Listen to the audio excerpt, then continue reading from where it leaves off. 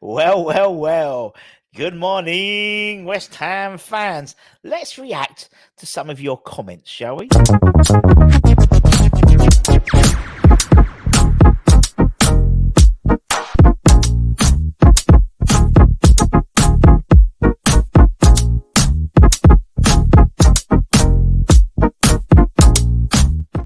Yes, everybody. Hope you're safe. I hope your Wednesday's going well so far. Bin day in the Budden household today.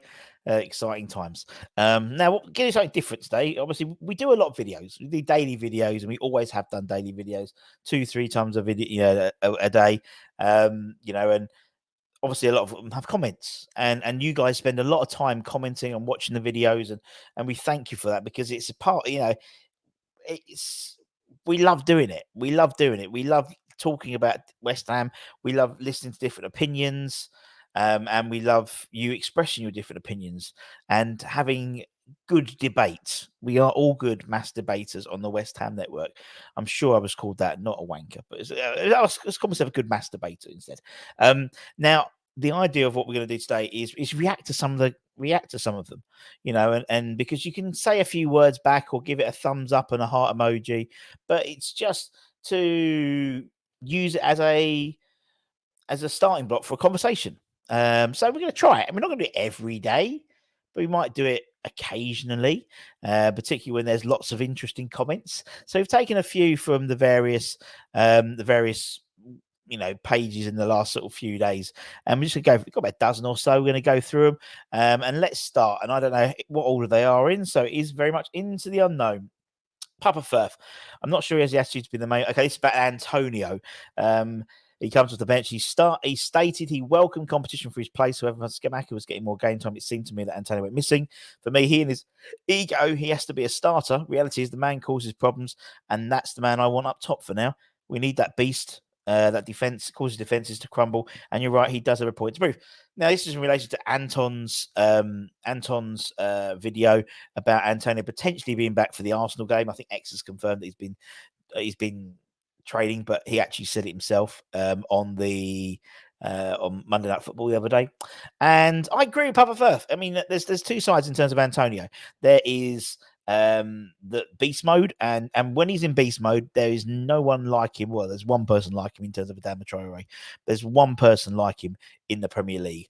But I think that's been all too sporadic in the last 18 months. I think during sort of the beginning of the Moyes second era, we'll say that he became, he went on a goal run, not a gold run, not a gold rush, a goal rush. That's what I was meant to say. In terms of bringing in games, and I remember that game against Wolves where he not the guy, and that's what we want. That's what we want, and that is the wet dream to the Moyes ball system, isn't it? Really having Antonio there, and that's why we've never been able to get a striker in. Yeah, and I think you're right. I think he played lip service in terms of wanting competition. When he got competition, he was dropped. He didn't like it, and he wanted to leave. And I think the same thing happened to Lucas Fabianski, really, as well, if I remember correctly. This year, Areola took over the number one jersey in the Premier League. He didn't like it, and he threw his toys out the pram. And I think footballers do have an ego. All footballers have an ego. They have to, I think, in terms of making sure they're pushing themselves in terms of getting into first team football, in terms of becoming a footballer. So many players start off playing football and very few actually make it. And I think, and I agree with what Papa First says, we need beast mode, Antonio. For me, I mean, he's 33 now. I think if he's back for the Arsenal game, I don't want him to start. I don't want him to start for West Ham because that, to me, will revert back to type. I think we've got quite this nice fluid front three when everyone's back and everyone's fit. Antonio on a 30 minutes, roll him up, off he goes. Last 30 minutes, battered defenders, exactly what we need. Whether we're chasing a game or we just want something different for the opposition to worry about. He's perfectly made for that now. I remember when everyone talked about that 30 minutes against Wolves last season, but what a 30 minutes. That's what we need from him. That's what we need from him. And I totally agree with Papa Firth in that respect. He does have I think he has a point does he have a point to prove? Maybe to himself. maybe to himself, because we know what he can bring, but we know also that the situation is he's not first. He's not going to upset the apple cart. Now we know what Moyes likes. He likes his Bowen Paqueta and Kudus front three. I'd say if you have to bring him on with maybe Kudus on one wing and Bowen on the other, and maybe Paqueta dropping a little bit deeper behind the 10. That would be tasty. That would be tasty, but we'll see what happens with that. What's the next one? Thank you, Puffer. Ludders. God love Ludders. Areola for me doesn't communicate enough with his back line. That's why Zuma smashed into him instead of telling him to sleeve the ball. Regards to Antonio, by the time he's match fit with the amount of time he's been out, the season will be over. Same with Paqueta. It will take him a while to get up to speed again while we fall down the league. We'll be concentrating. Let's talk about the Areola situation. Yeah, I agree with you, Ludders. I think we've seen many a situation in the games this season where there's been a breakdown in communication. You see that when you turn around and you see, oh, okay, and you see Areola and again shouting at each other, or they're gesticulating. He doesn't. I don't think he does communicate as well as someone like Fabianski. But I think Areola is a much better shot stopper than Fabianski and a better distribution than Fabianski. I think Fabianski controls his box better than Areola. I think if you combine both of them, if they had a baby, you'd have the perfect goalkeeper, in all honesty. But I totally agree. But Zuma's prerogative as a defender, your number one job is to clear the ball, and unless you get a call. And even if the call was, if the call was quiet, then even more so, you're just going to jump in and try and do it. But I think that Fabianski himself may not have had that situation, but we would never know. We will never know. But I agree. Antonio, I agree. I don't think he comes on. I don't think he starts. I think he comes on, and he is, for me, is a bench impact player, because that's what we don't have really, any people off the bench who can make a real impact. And Antonio coming on would, if I was a defender, 60 minutes into a game, blowing out my arse already, and then he comes on like, this guy, seriously, this is not what we want, particularly if he's rolled up and ready to roll, in all honesty. So, Paqueta as well. I think Paqueta doesn't rely so much on pace. For me, it's about the ball and it's about the speed of the games. But with Antonio, yes, I totally agree with you. Ludders. Will we fall down the league? I think, to be honest, after the Arsenal game, our run of games is relatively okay for the next sort of few weeks. And obviously then we start thinking about Europe as well, again, which is lovely to have. Thanks, lads. Chris Temple, welcome. I do agree partly with you, mate. I agree with pointless polls. Should be one poll properly, reducing any potential duplication. Club will look at it properly. Yeah, okay. So so Nick at the moment is Nick's doing a big poll with Nicky and Gio. I think Gio made a really good point the other day about like opinion poll, like YouTube polls and stuff like that. Obviously we express our. I think I'm a bit sick to death with polls, to be honest. In honesty, in social media, it doesn't represent the majority for me. It represents the microcosm of the people who are writing, who are filling in the polls. So for Claret and Blues, for example, it will be of Claret and Blues subscribers because it's part of the community tab. It's through there, same as Hammers Chat, West Ham Fan TV, and the vast majority of people will probably watch all three, or have subscribed to all three. So yeah, I don't really. I would have liked something to more. If you're going to go, if you're going to do something to represent, you have to do it properly, in my eyes. I agree with what you mean there, Pete. Sorry, it's Chris. But it'd be interesting to see their show. I think Nick's got a show coming up this week, talking about it. It'd be interesting to see. I know Gio's got quite a comparative view of polls, of these social media polls with me. I'm sort of the same. We could do that, but I don't know what it's going to prove. We know when we talk, there is a schism in the fan base in terms of those who are pro Moyes compared to those who are not pro Moyes, who are anti Moyes. As I said, I called it Moyes-it. It's not Brexit, it's Moyes-it, because in the same way that Brexit, you had people pro, and it's the same thing. And I don't think you're going to. And to me, bringing in a new manager ain't going to change that fact. because it's just going to roll reverse it, and you'll have the people who are the new manager. It'll give them a little bit of time, and then they'll be like the guys who are pro Moyes will be, I told you so, the grass was greener if it all fucks up, or if the other way around, I told you we needed new managers, made a good respect. So I think you've made that, we've made that divide now, and we've got to live with it. But as I said this morning on Monday, what was Monday, Tuesday show, we're all West Ham fans regardless. We've all got different opinions. And it's good that we can voice them. I think sometimes we have to think about how we voice them so they get heard as much as possible. Ruby Tuesday, love Ruby. Ruby is a very good, always comments on our stuff, and very fair as well. Russ, I'm a Moyes out person, but yes, it is boring. It's boring, isn't it? I enjoyed the first half on Sunday. You have to sit on the fence in your job. I do feel though, I don't have to sit on the fence. I'm not sitting on the fence because of my job.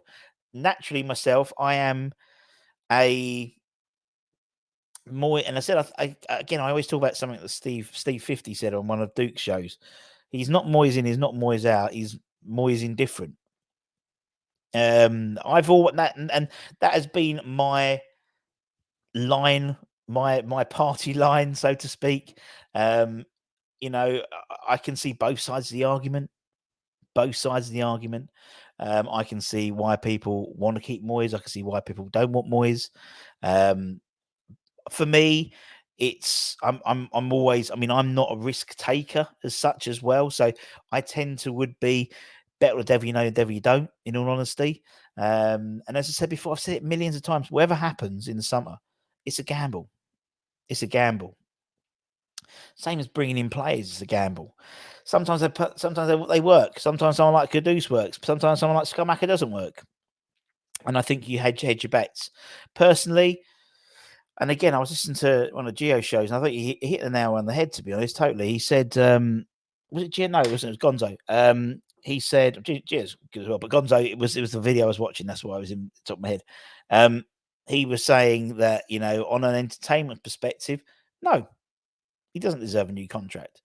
Or is it? Was it Gio? It's one of them. It was one of them. I'm thinking about it now. I'm double guessing myself. But anyway, he said on that perspective, it'll be easy to get somebody who plays an entertaining style of football. Of course, it'll be. Will it be? Then the difficulty is marrying that with the relative success. If anyone has watched or read Nigel Khan's 6'2" analysis of all of our league managers we've had, I think it's 15 in total in terms of permanent managers, not taking out, not taking in people like Trevor Brooke and stuff. He did it on a temporary basis. Moyes, based on Nigel Khan's analysis, Moyes comes out as the best manager we've ever had on statistics. And obviously statistics don't take into account emotionals. But on a statistics point of view, you're going to have to get someone in who's going to deliver results as well. And I think having someone come in who has a more flamboyant style of football, more exciting, entertaining brand of football, and having the results is a tough find. It is a tough find, and so there's not many managers out there like that. And those will tend to be snapped up pretty sharpish or on long-term deals, long-term contracts as well. So just because, if anything, I think if you go back, I think I'm probably more critical of Moyes than Anton is, to be perfectly honest. I do feel that we can't blame Moyes for everything. Surely it goes back to the employees. I don't think, as we said, I think, the transfer window, there was a number of issues there, looking back at it retrospectively, that were administrative errors. Things like the Jota tax issue, talking to the wrong agent for the Osman deal, not filling in the right paperwork for the Ben Rahman, Fornals, not pressing. Computer says no. It wasn't.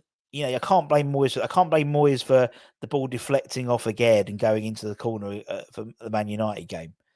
Something that can, the fact is, he notoriously makes substitutions late, and I don't think it makes them far too late, to be honest.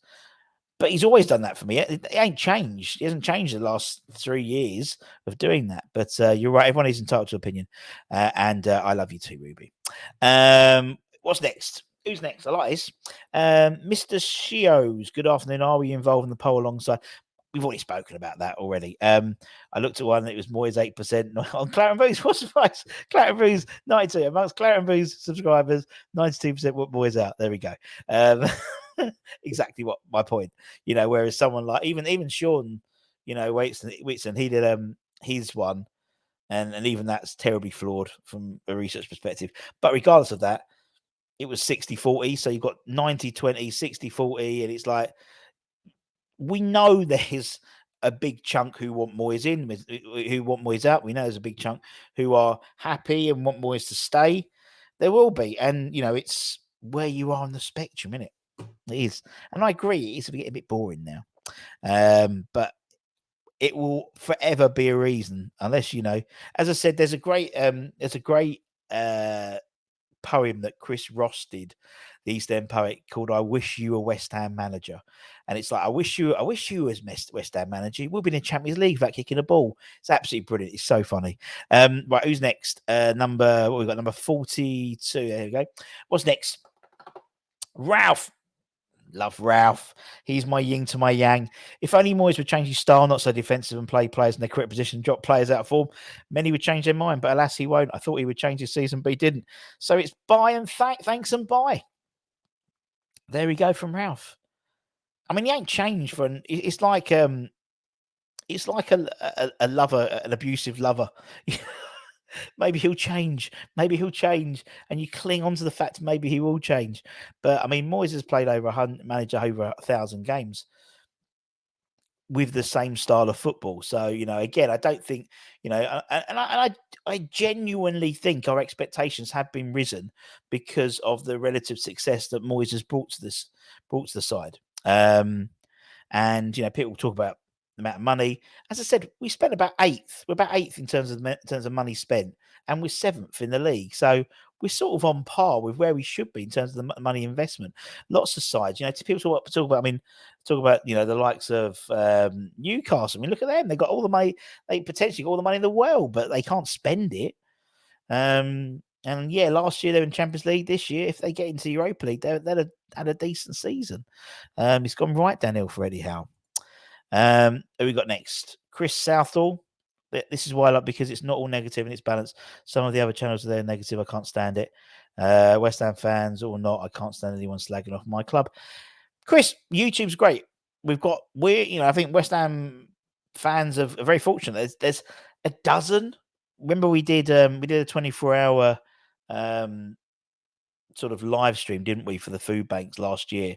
And when we started inviting the likes of, looking down and putting all the things together, and all the different groups and stuff, there was so many. There's so many, because so many people got opinions, and so many people have different opinions as well, and think actually my opinion's not being catered for. So that's why I want to talk about that's great. And the great thing is, I mean, they're not slagging off the club. They have people have different opinions, and people agree or disagree with them. If you don't disagree, you don't have to watch this channel. If you don't agree with what I say, you don't have to watch Hammer's Chat. You don't have to watch Claret and Booze. You have to watch Babbling Irons, West Ham Fan TV, 20. You don't have to watch them if you don't agree with them. But I think a majority of people who I think there's something for everyone. And there's something for everyone. I think if you put it on a spectrum, Moyes in, Moyes out, and you plotted all the channels, you would have someone in every segment. I reckon. Thank you very much, Chris. Who we got next? Audi. Audi is a good lad. He's a good lad. I like him. He's a Moyes outie. Not on any, he's an outie, but he's always very fair. Good morning. You see, respectful.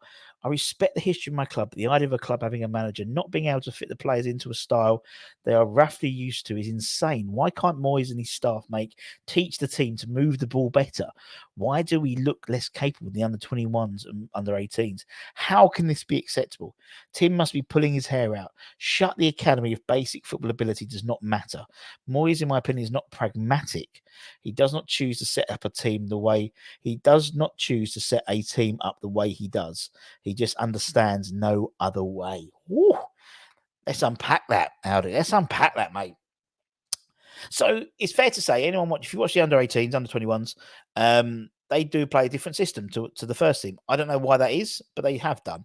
And I don't agree. I think within the academy, I think they are football. I think there is a lot of football basic ability. That's for sure. I think there is. I think he is not pragmatic. Yeah, I think he does have a way of playing, which, in all honesty, if we're looking at it on numbers, is successful, relatively successful in terms of West Ham. It's a unique style for the Premier League in terms of success. Most sides with a low possession and high long balls, short percentages of short passing, tend to be in the bottom half of the table, literally in the relegation zones, where West Ham bucks the trend. It is very different, but and it has been successful. As I said, we've never got into Europe for 3 years in a row. If we got into Europe again, 4 times we would have been there. But I think it could be seen as a detriment to the entertainment. I think that's fair enough. It does, it does frustrate a lot of people that he does play one way. Sometimes he will have like I call it like an amnesia moment where he'll play like, I remember like was it Wolves? Was it Villa away or Burnley or Wolves away, where when Jay Lings was there and he played him and they played with expansive football? It was like, what the hell, that Arsenal game in the cup this year?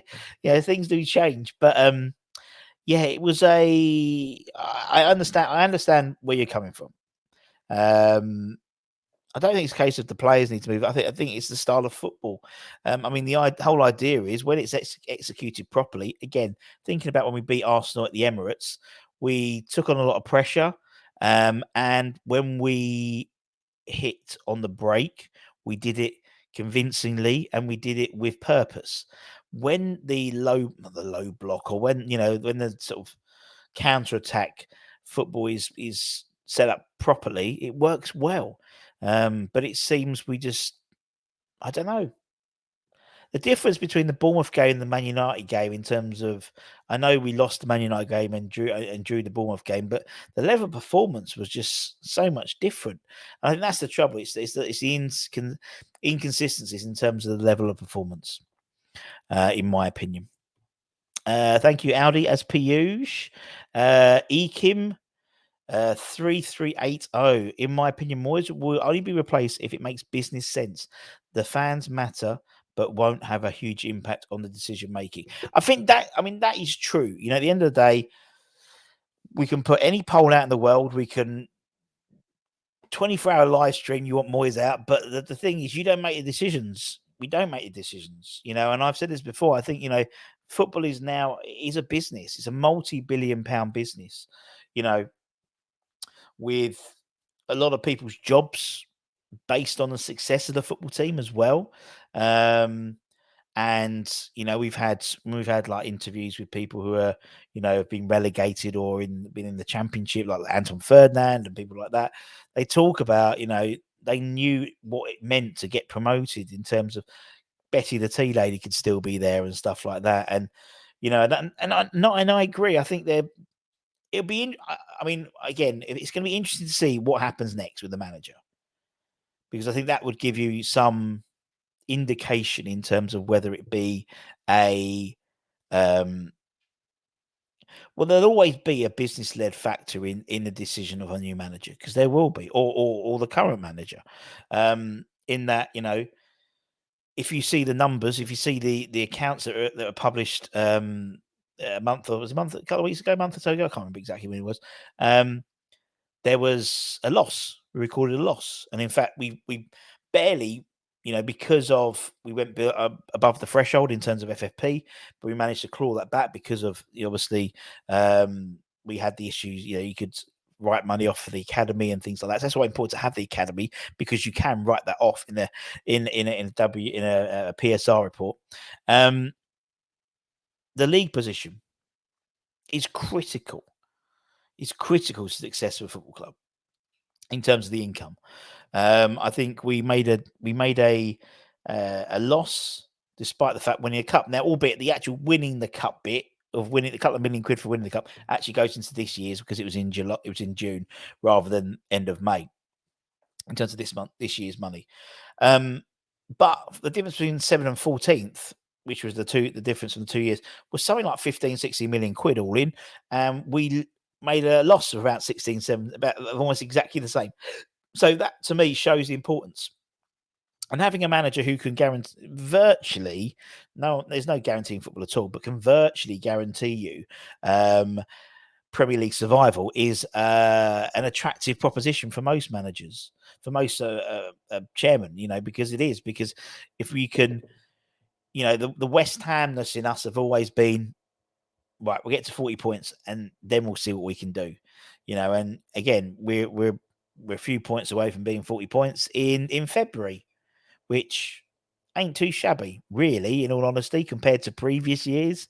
But it will be interesting to see what happens because obviously, there's an entertainment value, and then there's also a results because it is a results. And we keep saying it is a results-based business, and it is. It is. But I agree. It has been a bit boring recently. It has been a bit boring. But it's been effective the same way. You got to admit, it has been effective in some respects, although we are in a bit of a slump at the moment, aren't we? Thank you, MG. Right, Alan Dunn. God bless him. If they give Moyes a new contract, they'll be playing into Liverpool's hands. I really can't see Stainton staying and Moyes willing to work under him.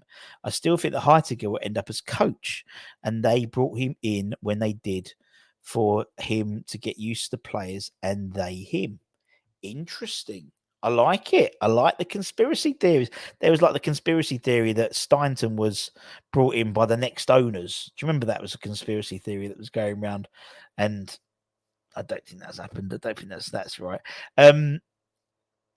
Good point. It's a good point. We are in a precarious position potentially with Tim Stainton.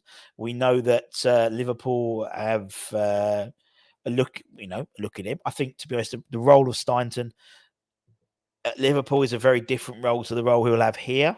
I think he quite personally, just again, I have no basis, no inside knowledge, no ITK knowledge on this. But I think that for me, Stainton is, you got to think previously, Werder Bremen, Bayer Leverkusen, West Ham. They're not like top of the table sides. They're challenger brands, as anyone in marketing would allude to. They're not in the upper echelons, but they're challenger brands, and it's more impressive on your CV if he got, for example, if West Ham end up playing in the Champions League.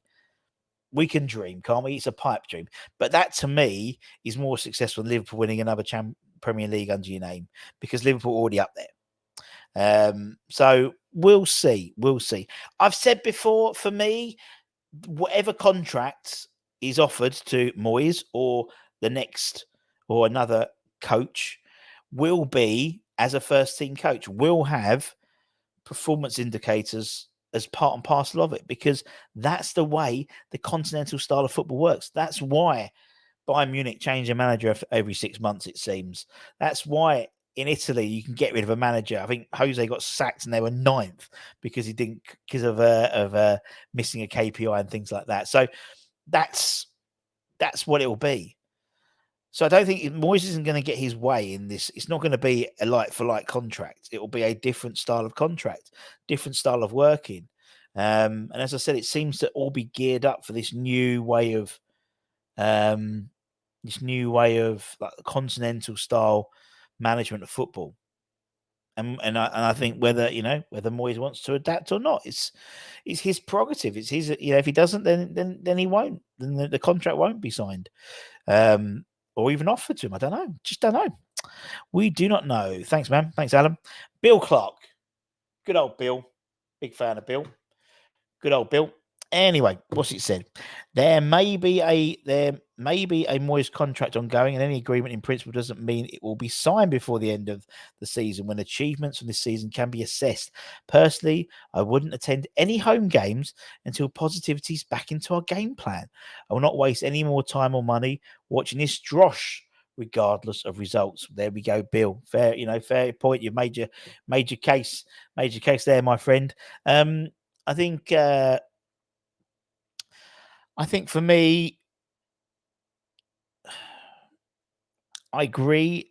I mean, I've said I don't see, I think all this has been a little bit blown out personally out of proportion at the moment. Moyes is well in his right to say we're going to be. We'll probably talk about terms in the next couple of weeks. We can talk about him. Doesn't mean he's going to sign a new deal. He hasn't said he's signing a new deal. Of course, he would like to sign. Who wouldn't like to keep having his job rather than be jobless? Of course, of course. But I agree, and I think maybe for me, it's a reflection of the season. If the season is good, and as I've said it all along. If Moyes is given a new contract, it's because you've had a good season. We've got back into Europe again, or we would have done well in the cups. We haven't done well in the cups, but still Europe. You never know. Bill, yeah, fair enough, man. I understand that totally. I said I was watching Al's show yesterday, and he was saying, and someone was commenting about, it's the worst I've ever seen. It's like, well, don't you remember Avram Grant? Don't you remember? Going down with 42 points with Glenn Roeder, with the likes of Joe Cole and Carrick and Defoe and Di Canio and David James in the side. I know it's boring, but so is Big Sam's football. Moyes is a pragmatic manager. He's not an expansive, I mean, even Harry Redknapp used to shit house it occasionally. Do you know what I mean? So, and as I said, it's your prerogative, Bill. And that's the thing. You can. The great thing is you can. It's your decision. And but keep chatting to us, mate. Even if you're not going to the games, we can keep you abreast of the situation. Who else? 2 more to go. We've got Dean. Morning, Russ. This is a good comment. I can always tell it's a good comment. Every fan has the right to opinion. You're totally right. But the absolute hatred that's out there at the moment is frightening. I totally agree. I don't like the style of play and haven't for over 2 years. Fair enough. For that reason, I'd like to see a change. I don't hate Moyes, though. I don't know him. I can't understand fans happy if we lose. How can he be happy if your team loses? Personally, I've chosen not to spend my hard-earned cash on 10 games this season, but I still want West Ham to win every game and always will. That's perfect, mate. I think to me, Dean, this I can't. My fingers are too fit.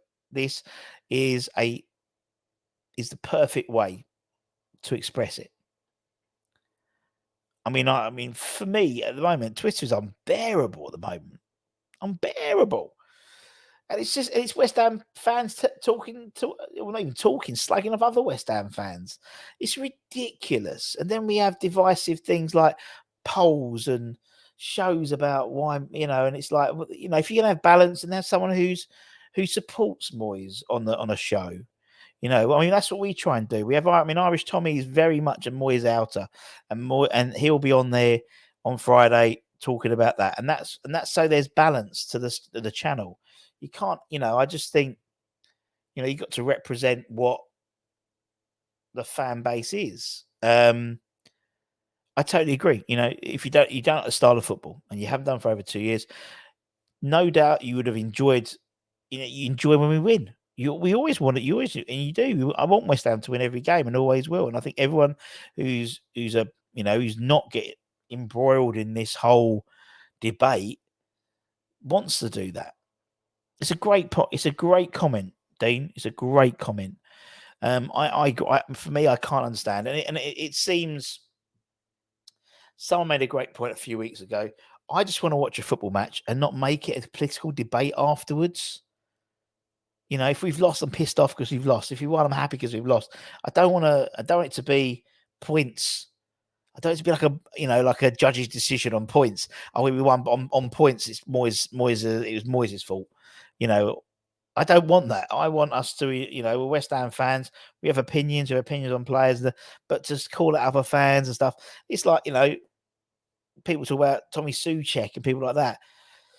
Tommy Soucek is, he's not the most, he's not the best footballer in the world. He ain't, but he fucking tries. And when we ask about what we want for West Ham side, we want our team to, put their heart and soul in, and he does. He does, and he gets his head on anything. A boot, a foot, a bowl. He'll do it, and you need some of them. You need some of them in a team. You can't be full of Galacticos. It don't work. It don't work. It don't work. Great comment, Dean. I think there's one more. Let's have a look. Who's this one from? This one is from Mark Blonde Rage. Mark, again, regular commentator. I'm not having an opinion anymore. Moyes is damned if I do, damned if I don't. So I'm not interested in the Moyes debate anymore. I'm purely claret and blue through and through. And the trouble is, people say, I squeeze your Moyes in. And I know you're not. I know you're not. I know you don't. I know you're more on the out than the in terms of the spectrum. But I understand totally, man. And it's true. It's true. Lay down your swords, Moyes outers. Lay down your swords, Moyes inners, and just support the fucking team. Claret and blue through and through. You totally are right, mate. As Dean said, you might not like the guy, but you can't deny the fact that we've had success under him. It's true. And I can't deny the fact that the style of football isn't the West Ham way, which I don't think we've had for probably since that one season in 2015-16, in all honesty. And even that was when Payet played. When he didn't play, we looked to shadow the team, in all honesty. So we were a one-man side, pretty much, I'd say, in my humble opinion. But again, just my opinion. But I agree, man. I agree. It's about getting behind the team. We've got us, as I said, regardless of who's in the dugout come August or maybe July, if we have to qualify for the Europa Conference League. Regardless of who's in the dugout, we need to have a decent season. We need to get points. We need to get, a situation where we've got, as high league a position as possible. Because it means more money for sub. We've got a hell of a rebuilding job this year coming in the summer. If we're in Europe again, we become an attractive proposition. The likelihood is if we're in Europe again, we'd probably be more likely to keep the people such as Kudus, such as Paqueta, people like that, because we'll be in Europe again. And we can, and it's, I'm not doing a rallying cry, but we could be the 12th man. We can be the 12th man.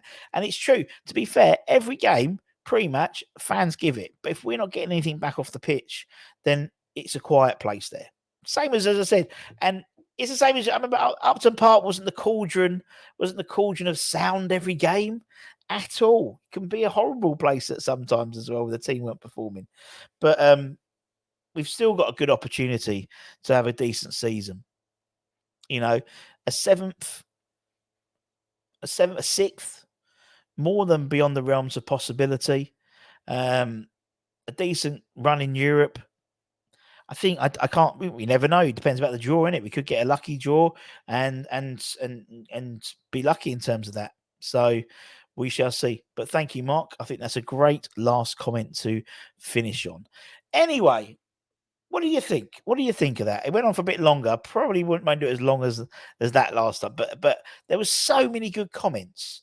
And I've just literally, honestly, just gone and just selected them. So thank you so much. And we genuinely appreciate every one of you in terms of when you take the time to comment, give us your views, agree, disagree with others' views. And I think I think our little community is really respectful of others. I think there's some places, on social media, Twitter and stuff like that, where it's very toxic.